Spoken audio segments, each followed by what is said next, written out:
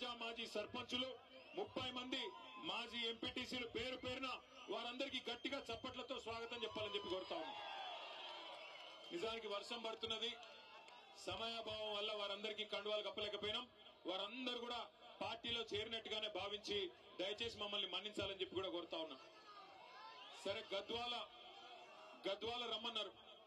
అది పెట్టే మాట్లాడి పెట్టి గద్వాల రమ్మన్నారు. రమ్మంటే మరి ఇక్కడేమో వాన పడేటట్టుంది, మరి రావచ్చా రాలేమా ఎట్లా అంటే, లేదు మీరు తప్పకుండా రావాలి, వచ్చి తీరాలి, వాన పడ్డా పిడుగులు పడ్డా ఏది ఏమైనా నువ్వు రావాలని చెప్పి పట్టుబట్టి ఇవాళ ఇక్కడికి రప్పించిన మా గద్వాల గులాబీ సైనికులందరికీ శిరస్సు వంచి హృదయపూర్వకంగా నమస్కారం. వాన పడుతుంటే సాకు కోసమో లేక ఒక కారణం కోసమో చూడకుండా మేమున్నాం మీ ఎంబడ అంటూ ఇలా గద్వాలలో అపురూపంగా స్వాగతం పలికిన మా ఆడబిడ్డలకు అన్నదమ్ములందరికీ కూడా పేరు పేరున హృదయపూర్వకంగా నమస్కారాలు తెలియజేసుకుంటా ఉన్నా.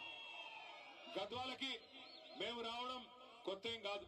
మిమ్మల్ని అందరినీ నేను కోరేది ఒకటే, ఇవాళ పెద్దలు కేసీఆర్ గారి నాయకత్వంలో తెలంగాణ రాష్ట్ర సాధనలో కూడా గద్వాలు ఆనాడు పోరాటంలో కూడా ముందున్నది, తెలంగాణ ఉద్యమంలో కూడా ఆనాడు ముందున్నది. ఇదే తేరు మైదానంలో ఆ రోజు నాగర్దొడ్డి వెంకటరాములు గారి నాయకత్వంలో 2007-8 అనుకుంటాను ఇక్కడే సభ పెట్టుకున్నాం. ఉద్యమ స్ఫూర్తితో ఆ రోజు కూడా ముందుకు పోయినాం. కానీ 2014లో రాష్ట్రం వచ్చిన తర్వాత మొదటిసారి ఎన్నికలు జరిగినప్పుడు గద్వాలలో మనం గెలవలేదు.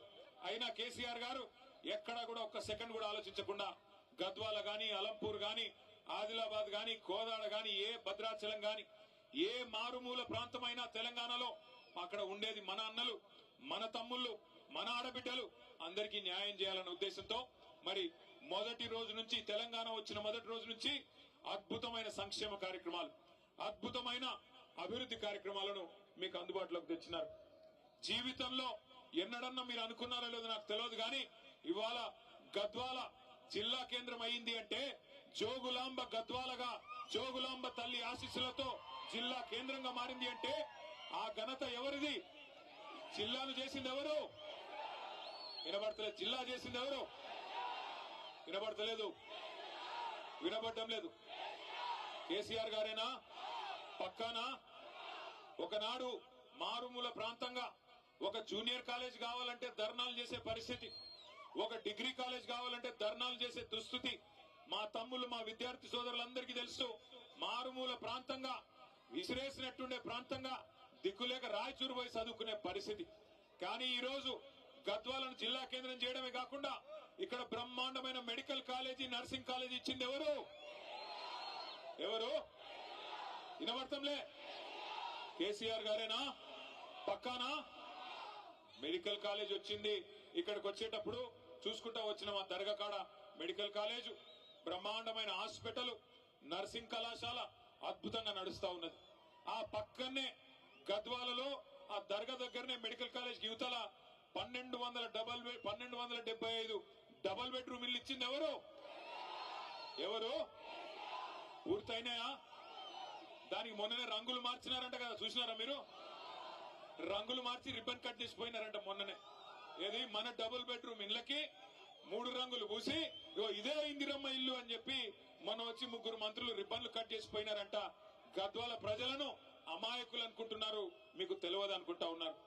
జిల్లా చేయడం మాత్రమే కాదు, మీకు మెడికల్ కాలేజు, నర్సింగ్ కాలేజ్ చేయడం మాత్రమే కాదు, ఇదే గద్వాల తాలూకాలో సాగునీరు సమృద్ధిగా అందాలని చెప్పి ఇటు మొత్తం జిల్లాలో అటు గట్టు ఇటు తుమ్మిళ్ళ 2 లిఫ్ట్ ఇరిగేషన్ ప్రాజెక్టులకి శంకుస్థాపన చేసింది ఎవరు? మొదలు పెట్టింది ఎవరు? అరే, తుమ్మిళ్ళ పూర్తయింది. గట్టు కూడా మనం దిగిపోయే నాటికి దాదాపు 40-45% పూర్తయింది. 40-45% పూర్తయిన గట్టు ఎత్తిపోతల పథకాన్ని ఇవాళ పండబెట్టి మరి నీళ్లియకుండా ఎండబెడుతున్నది ఎవరు? కాంగ్రెసేనా? 22 నెలలు అయిపోయింది. ఇంకో 2 నెలలు అయితే 2 ఏళ్లు నిండిపోతుంది. ఎన్ని మాయ మాటలు, ఎన్ని రకాల మాటలు. మరి ఇన్ని పనులు చేసి ఇవాళ గద్వాలకు మేము వస్తుంటే ఒక కాంగ్రెస్ నాయకుడు అడుగుతున్నాడు, ఏం ముఖం పెట్టుకొని వస్తున్నారు అని అడుగుతున్నాడు.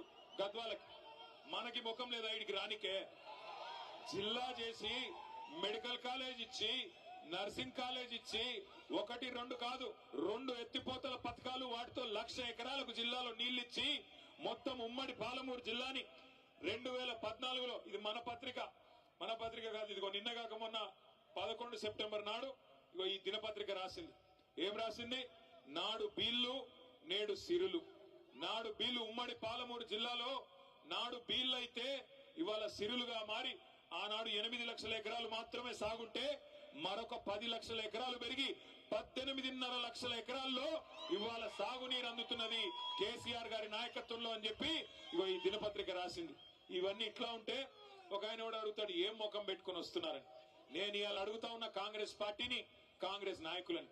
ఇక్కడ నిన్నగాక మొన్న పార్లమెంట్ ఎన్నికల్లో నేను గద్వాలకి ఆర్ఎస్ ప్రవీణ్ గారిని గెలిపించాలని చెప్పి ప్రచారంలో భాగంగా ఇక్కడికి వచ్చిన. ఆనాడు మీ ఎమ్మెల్యే కృష్ణమోహన్ రెడ్డి ఏం చెప్పినాడు? అన్నా కాంగ్రెస్ పార్టీలో నేనెందుకు చేరతా, నన్ను చేరమంటున్నారు, అవసరమైతే రైలు కింద తలబెట్టి చచ్చిపోతా, కానీ కాంగ్రెస్ లో చేరను అన్నాడు. చెప్పినాడా లేదా? అదే చౌరస్తా. ఏం చౌరస్తా అది? వైఎస్ఆర్ చౌరస్తానా? వైఎస్ఆర్ చౌరస్తాలో మీటింగ్ పెడితే ఇగో ప్రవీణ్ అన్న సాక్షి, నేను ఉంటి, వెంకటరామన్న ఉండే, అందరం ఉండే అన్నాడు. ఆయన రైలు కింద తలబెట్టి చచ్చిపోతా రైలు పట్టాల మీద, గాని కాంగ్రెస్ లో పోను అన్నాడు. ఇవాళ ఏమంటున్నాడు? అభివృద్ధి కోసం పార్టీలో పోయిందంట. ఏం అభివృద్ధి కోసం? ఎవరి అభివృద్ధి కోసం? నియోజకవర్గ అభివృద్ధి కోసమా? నీ సొంత అభివృద్ధి కోసం పోయినావా? దేనికోసం పోయినావు? ఏం అభివృద్ధి జరిగింది 22 నెలలలో? గద్వాల తాలూకాలో ₹1 కొత్తగా మంజూరైందా కాంగ్రెస్ ప్రభుత్వం వచ్చినాక? నేను అడుగుతా ఉన్నా. 6 గ్యారంటీలు అన్నారు, అరచేతుల స్వర్గం చూపెట్టినారు, ఎన్నెన్ని మాటలు చెప్పినారు. రైతు బంధు కేసీఆర్ గారు 10,000 ఇస్తున్నాడు. మా కాంగ్రెస్ ప్రభుత్వం రాగానే ఎంత ఇస్తా అన్నాడు? 15,000 ఇస్తా అన్నాడు. వచ్చినాయా 15,000? వచ్చినాయా రాలేదు? గట్టిగా చెప్పాలా?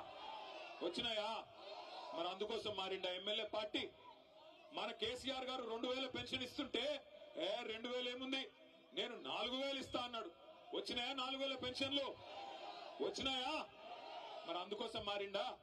దేనికి మారిండు?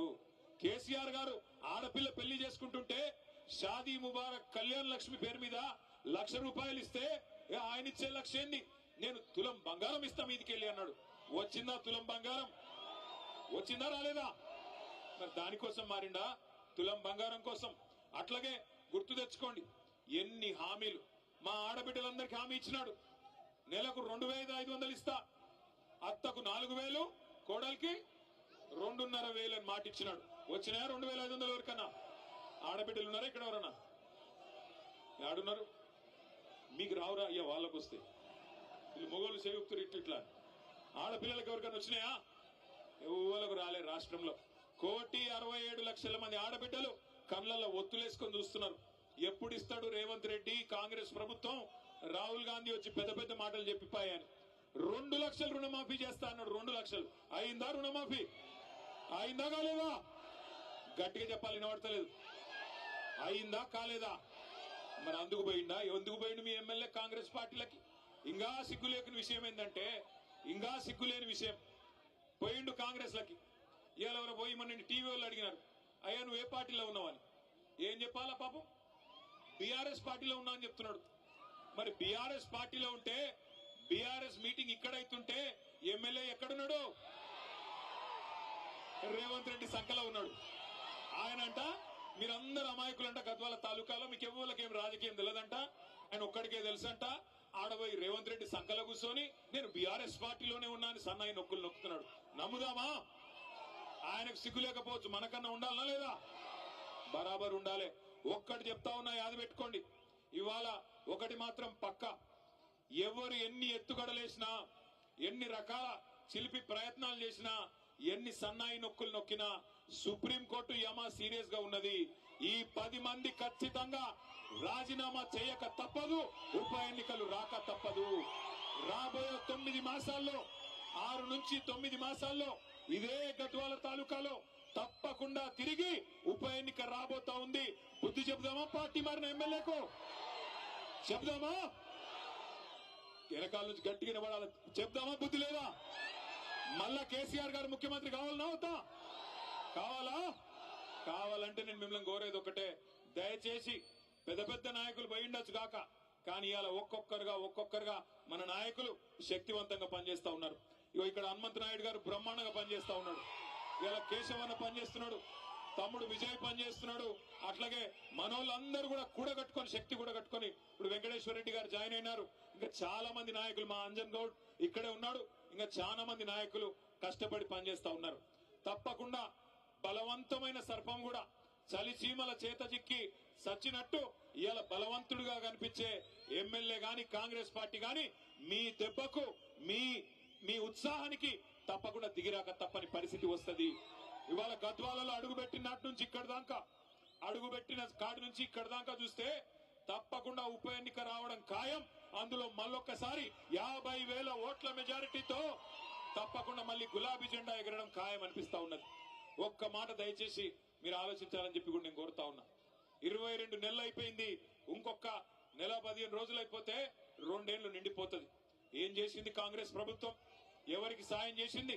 ఇక్కడికి వస్తుంటే ఎమ్మెల్యే ఆలంపూర్ తమ్ముడు విజయుడు చెప్తా ఉన్నాడు, అన్నా మళ్ళీ లో వోల్టేజ్ సమస్య వచ్చింది, మళ్ళా మోటార్లు కాలుతా ఉన్నాయి, మళ్ళా రైతులు గోసపడతా ఉన్నారు, బాధపడతా ఉన్నారన్న అని చెప్తా ఉన్నాడు.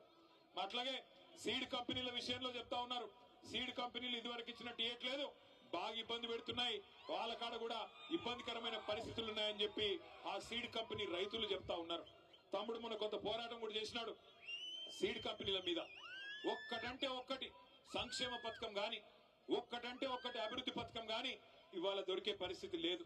ఏమన్నంటే ముఖ్యమంత్రి ఒక్కటే నేర్చుకున్నాడు, పచ్చి అబద్దాలు చెప్పడం, ఆ అబద్దాల మీదనే 2 ఏళ్లు టైం పాస్ చేయడం. మీరు గమనించండి, కరోనా వచ్చింది కేసీఆర్ గారు ముఖ్యమంత్రిగా ఉన్నప్పుడు. కరోనా వస్తే మనం ఎవరం కూడా అనుకోవాల జీవితంలో ఇట్లాంటి ఒక రోజు వస్తుందని. మూతికి బట్టగట్టుకొని ఎవరింట్లో వాళ్ళే గొల్లెం పెట్టుకొని ఇంట్లో కూర్చున్నాం. ₹1 లావాదేవీలు లేవు, వ్యాపారాలు జరగలేదు.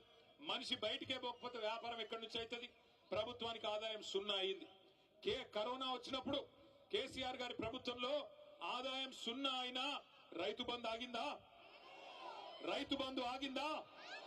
కళ్యాణ లక్ష్మి ఆగిందా? పెద్ద మనుషులకు పెన్షన్ లాగినాయా? కేసీఆర్ కిట్ లాగినాయా? బతుకమ్మ చీరలాగినాయా? ఏవి ఆగలేదు. అన్ని కూడా కేసీఆర్ గారు రూపాయి ఆదాయం లేకపోయినా ప్రభుత్వానికి పేదవాడికి కష్టం రావద్దని చెప్పి మాకు ఎమ్మెల్యేలకు ఎంపీలకు జీతాలు పక్కన పెట్టి రాష్ట్ర ప్రభుత్వ ఉద్యోగులకు కూడా అవసరమైతే 10 రోజులు జీతం ఆలస్యంగా ఇచ్చినా పేదవాళ్లకు మాత్రం జీతం ఇవ్వాలా, రైతులకు రైతు బంధు ఇవ్వాలా, పేదవాళ్లకు సంక్షేమ పథకాలు అందాలని ఆ రోజు పనిచేసినారు. కానీ ఇవాళ ముఖ్యమంత్రి గారు బంగారు పల్లెంలో పెట్టి తెలంగాణ రాష్ట్రాన్ని తలసరి ఆదాయంలో భారతదేశంలో నెంబర్ 1 గా చేసి అప్పచెప్తే ఈయన అంటాడు తెల్లారు లేస్తే అప్పుల పాలైపోయింది తెలంగాణ, ఎయిడ్స్ రోగి అయిపోయింది తెలంగాణ, క్యాన్సర్ రోగం వచ్చింది తెలంగాణకు అని ముఖ్యమంత్రి మాట్లాడుతా ఉన్నాడు. నేను ఒక్క మాట అడుగుతా ఉన్నా మిమ్మల్ని అందరినీ, ఇప్పుడు ఈ మైదానంలో తేరు మైదానంలో అప్పు లేని మనిషి ఎవడన్నా ఉన్నాడా? అప్పు లేని వాళ్ళు ఉన్నారా? అప్పు ఉందా లేదా? ఉంది కాదురా. లేనోడు ఉంటే చేయలేవట్టండి, అప్పు లేనోడు ఎవడని ఉంటే చేయలేవట్టండి. అప్పు ఉన్నోళ్లే ఉంటారు తప్ప లేనోళ్ళు ఆడ 100కి 1 దొరుకుతాడు. కానీ అప్పు ఉన్నా లోపల బనీన్కు పొక్కలున్నా ఎట్లా ఎట్లా ఎట్లా తయారవుతాం? పైకి మాత్రం కడక్ అంగి వేసుకొని మంచి కద్దరంగి వేసుకొని పైకి మాత్రం కడక్ అంగి వేసుకొని తిరుగుతాం. ఎందుకు? మళ్ళీ ఎవడన్నా కొత్త అప్పిచ్చోడు ఏడని తిరుగుతాం, అంతేనా? కానీ ముఖ్యమంత్రి పనితనం ఎట్లున్నది? ఇంటి పెద్ద లాంటోడు, రాష్ట్రానికి పెద్ద మనిషి లాంటోడు, నా రాష్ట్రం దివాలా తీసింది, నా రాష్ట్రం నాశనం అయిపోయింది, నా రాష్ట్రం ఎత్తిపోయింది అంటే ఎవడన్నా పైసలు ఇచ్చేటోడు ఇస్తాడా? పెట్టుబడి పెట్టేటోడు పెడతాడా? ఇక అది మాత్రమే కాదు, ఇంకా ఘోరం, లంకె బిందెలు ఉన్నాయనుకొని వచ్చినా లంకె బిందెలు లేవు అంట. లంకె బిందెల కోసం ఎవరు తిరుగుతారు? అర్ధరాత్రి ఎవరు తిరుగుతారు? మీ గద్వాల కోటకాడ ఎవరు దొంగలా? కేసు అయితే మీ మీద అయితే పోయి ముఖ్యమంత్రిని దొంగ అంటారా మీరు? లంకె బిందెల కోసం ఎవడన్నా తిరుగుతాడా? నాకు అర్థం కాదు. అవి ఉంటాయనుకొని సెక్రటేరియట్కి వచ్చినాడంటే ఈ మనిషి. అదొక్కటే కాదు, నేను ఢిల్లీ పోతే నాకు అపాయింట్మెంట్లు ఇస్తలేరు, ఎందుకంటే చెప్పులు ఎత్తుకపోతాడేమో అని భయంతో అపాయింట్మెంట్లు ఇస్తలేరంట. గిసంటోడు మన కర్మ, మన ముఖ్యమంత్రి అయ్యిండు. అందుకే నేను చెప్తా ఉన్నా, కాంగ్రెస్ వాళ్ళు నోటికొచ్చిన మాటలు చెప్పి అరిచేతిలో స్వర్గం చూపెట్టి మీకు ఇష్టం వచ్చిన వేలం పాటలాగా ఆయన 2 ఇస్తే నేను 4 ఇస్తా అని చెప్పి డైలాగులు కొట్టి ఓట్లు దండుకున్నారు. ఇవాళ అవతల పడ్డారు. మరి మీ ఎమ్మెల్యేకి ఏం నచ్చిందో పోయి వాళ్ళతో పాటు ఆ దొంగల ముఠాలో చేరిపోయినాడు. నేను మీ అందరికీ మాటిస్తా ఉన్నా, ఖచ్చితంగా ఉప ఎన్నికలు వస్తాయి. ఉప ఎన్నికల్లో ఈ ఎమ్మెల్యే గారిని చిత్తుగా ఓడించే బాధ్యత మీరు తీసుకోవాలని చెప్పి నేను విజ్ఞప్తి చేస్తా ఉన్నా. ఇక్కడ ఉన్న ఒక గద్వాల బిడ్డనే రేపు గులాబీ అభ్యర్థిగా మీ దగ్గరకు వస్తాడు. కేసీఆర్ పంపిన సోదరుడుగా సైనికుడిగా వస్తాడు. గెలిపించాలని చెప్పి నేను కోరుతా ఉన్నా. గెలిపిస్తారా లేదా? పక్కా గెలిపిస్తారా? అప్పటిదాకా పోరాటం ఆగొద్దు. ఇవాళ మీరు దయచేసి గుర్తుపెట్టుకోండి, ఒక్క వర్గాన్ని కాదు అన్ని వర్గాలను ఈ ముఖ్యమంత్రి కాంగ్రెస్ పార్టీ మోసం చేసింది. దళితులకు చెప్పినారు కేసీఆర్ గారు దళిత బంధు అనే పథకం తెస్తే ఆయనేందా ఇచ్చేది 10 లక్షలు, మమ్మల్ని గెలిపించండి 12 లక్షలు ఇస్తామన్నారు. ఒక్కళ్ళ కన్నా వచ్చిందా 12 లక్షలు? అంబేద్కర్ అభయహస్తం అన్నారు, వచ్చిందా? అభయహస్తం శూన్యహస్తమైంది. ఆడపిల్లలు చదువుకుంటే స్కూటీలు ఇస్తామన్నారు, వచ్చినాయా స్కూటీలు? స్కూటీలు లేవు కానీ లూటీ మాత్రం బ్రహ్మాండంగా చేస్తున్నాడు ముఖ్యమంత్రి. అట్లాగే 2 లక్షల ఉద్యోగాలు ఇస్తామన్నారు మా తమ్ముళ్ళకి. 2 లక్షల ఉద్యోగాలు ఏం చెప్పినారు ఆ రోజు? 2 ఉద్యోగాలు ఊడగొట్టండి, 2 ఉద్యోగాలు ఊడగొట్టండి, కేసీఆర్ది కేటీఆర్ది, మేము మీకు 2 లక్షల ఉద్యోగాలు మొదటి సంవత్సరంలోనే ఇస్తామన్నారు. ఎన్ని ఉద్యోగాలు ఇచ్చినారు? ఇప్పటికీ 10,000 కంటే తక్కువ ఉద్యోగాలు ఇచ్చి కేసీఆర్ ప్రభుత్వంలో ఇచ్చిన నోటిఫికేషన్లకు మేమిచ్చినామని చెప్పుకోనికే సిగ్గు కూడా లేదు ముఖ్యమంత్రి గారికి. ఎవడన్నా మందికి పుట్టిన బిడ్డలు మా బిడ్డలు అని చెప్పుకుంటాడా? అట్లున్నది కాంగ్రెస్ ప్రభుత్వం. అట్లాగే నిన్న మొన్న మీరు చూసినారు, ఇవాళ నేను ఇక్కడికి వస్తుంటే ఒక తమ్ముడు అలంపూర్ కాడ బండి మీదకి వెళ్ళి అరుస్తున్నాడు గట్టిగా, గణపతి బప్పా మోరియా కావాలయ్యా యూరియా అంటున్నాడు. గణపతి బప్పా మోరియా కావాలయ్యా యూరియా. ఎటువంటి దినం వచ్చిందంటే యూరియా కూడా బుక్కుతున్నారు కాంగ్రెస్ వాళ్ళు, దొంగనాయాలు యూరియా కూడా అమ్ముకుంటున్నారు. బ్లాక్ మార్కెట్ లో అడ్డంగా దొబ్బుకొని పోయి రైతులకు ఇయ్యకుండా రైతులనేమో 4-5 రోజులు అక్కడ వానలో ఎండబెట్టి వానలో తడిచేటట్టు చేసి అది కూడా బ్లాక్ మార్కెట్ లో అమ్ముకుంటున్న దుర్మార్గులు రైతుల యూరియా అమ్ముకుంటున్నారు. పిల్లల గ్రూప్ 1 ఉద్యోగాలు కూడా అమ్ముకున్నారు.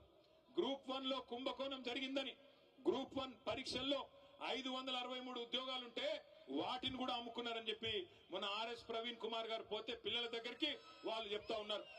ఒక్కొక్క ఉద్యోగం డిప్యూటీ కలెక్టర్ ఉద్యోగం 3 కోట్ల రూపాయలకు అమ్ముకొని మొత్తం 563 ఉద్యోగాలంటే దగ్గర 1700 కోట్ల రూపాయలు ఇలా దండుకున్నారు కాంగ్రెస్ నాయకులు. పిల్లల ఉద్యోగాలు అమ్ముకుంటారు, రైతుల యూరియా అమ్ముకుంటారు, నమ్ముకున్న ప్రజల్ని ఇలా నట్టేట ముంచి ఆఖరికి మా బీసీ సోదరులు 42% రిజర్వేషన్ ఇస్తామన్నారు. 42% రిజర్వేషన్ ఇస్తాం, అది కూడా చదువులో, ఉద్యోగాల్లో, గవర్నమెంట్ కాంట్రాక్టుల్లో, అదేవిధంగా రాజకీయ పదవుల్లో అన్నిట్లో ఇస్తామని చెప్పినారు. చెప్పి 2.5 ఏళ్ళు అయిపోయింది. కానీ ఇప్పటి వరకు ఒక్కటంటే ఒక్క హామీ బీసీ డిక్లరేషన్లు ఇచ్చింది గాని, ఎస్సీ డిక్లరేషన్లు ఇచ్చింది గాని, ఎస్టీ డిక్లరేషన్లు ఇచ్చింది గాని ఒక్కటంటే ఒక్కటి కూడా చేసింది లేదు. మీరు గట్టిగా అడిగినారనుకో గద్వాలోళ్ళు గాని ఎక్కడోళ్ళు గాని ముఖ్యమంత్రి ఒకటే చెప్తాడు, ఏం మంచిగా లేదా నీకు, గుడ్లు వీకి గోటీలాడతా, పేగులు తీసి మెడలేసుకుంటా, ఈ డైలాగులు తప్ప ఇప్పటిదాకా 2 ఏళ్లలో పీకిందైతే ఏమీ లేదు.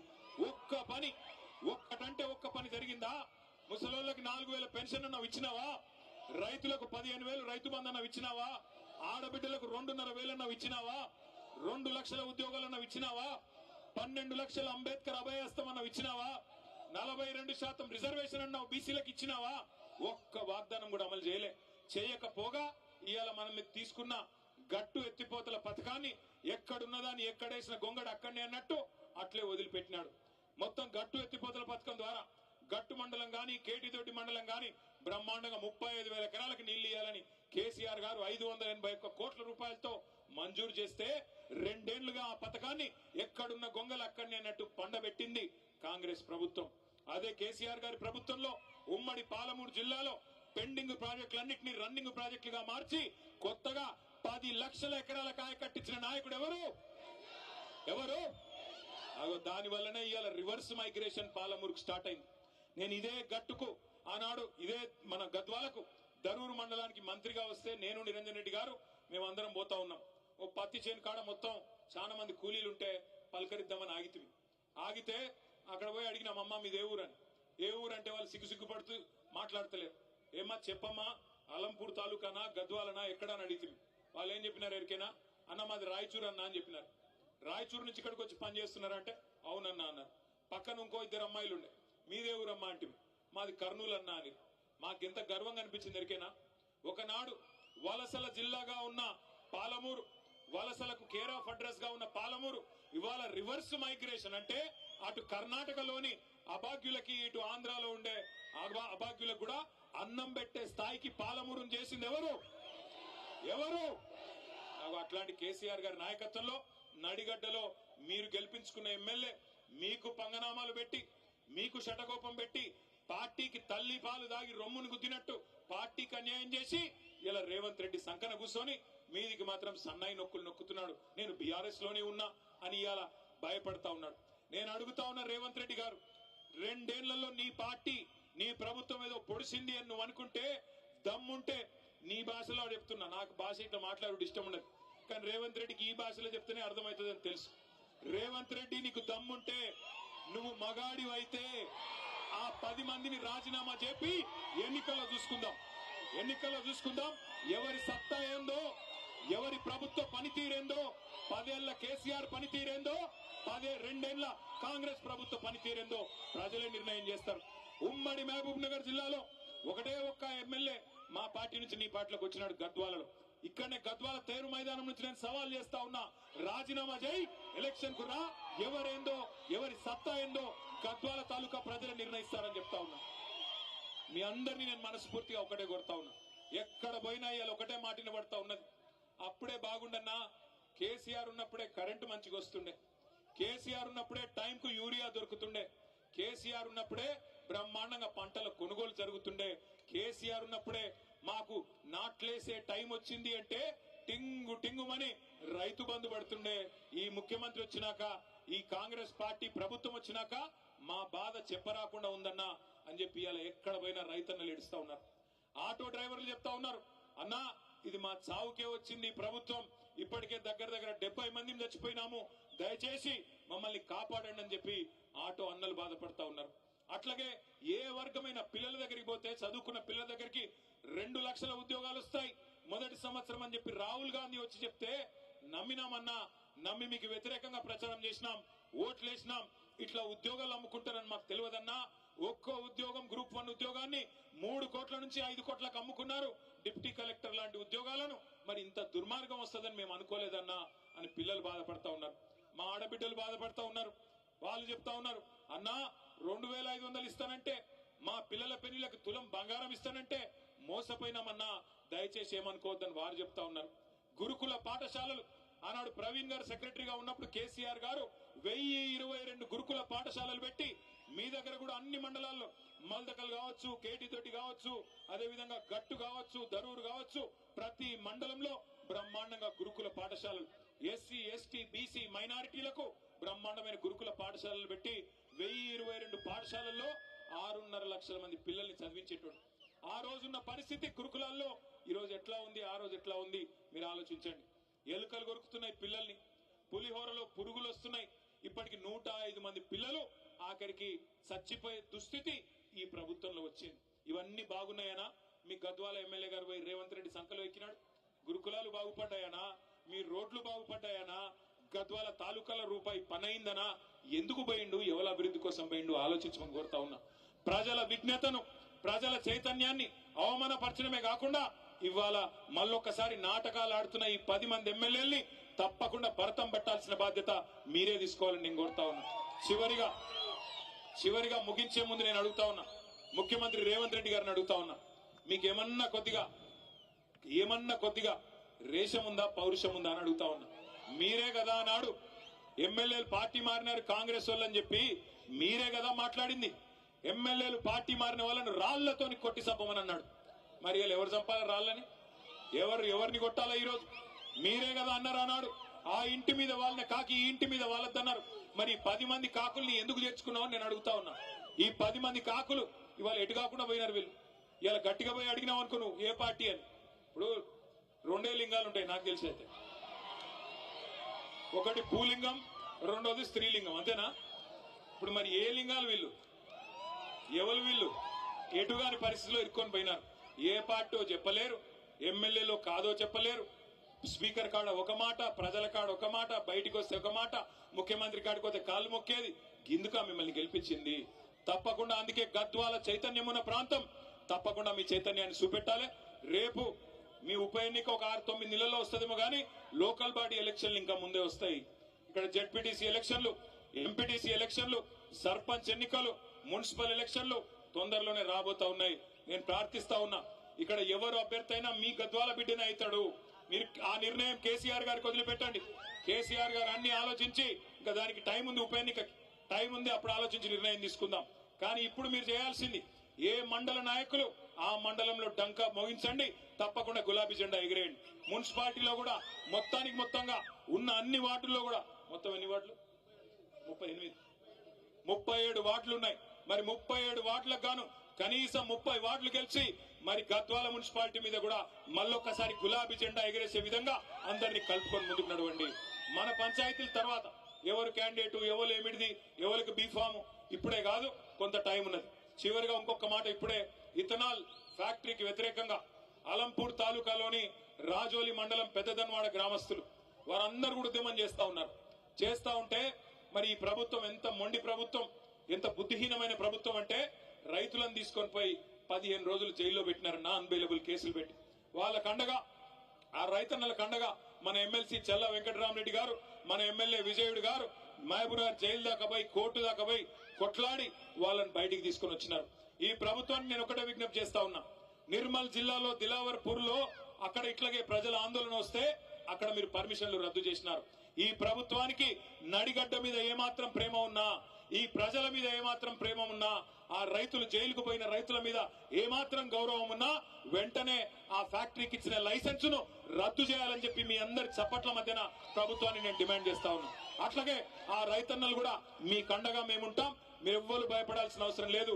ఏ సందర్భంలో ఏ ఇబ్బంది వచ్చినా పార్టీ మొత్తం మీ కండగా నిలబడుతుందనే విషయాన్ని కూడా మీకు తెలియజేస్తూ, గద్వాలలో ఉప ఎన్నికల్లో డంకా బజాయిద్దామా, గులాబీ జెండా ఎగరేద్దామా? పక్కానా? పక్కా అయితే అందరూ ఒకసారి పిడికిలు లేపాలి. పిడికిలు 2 పిడికిలు వేదిక మీద ఉన్న కూడా దయచేసి జై తెలంగాణ, కేసీఆర్ గారి నాయకత్వం, జై తెలంగాణ.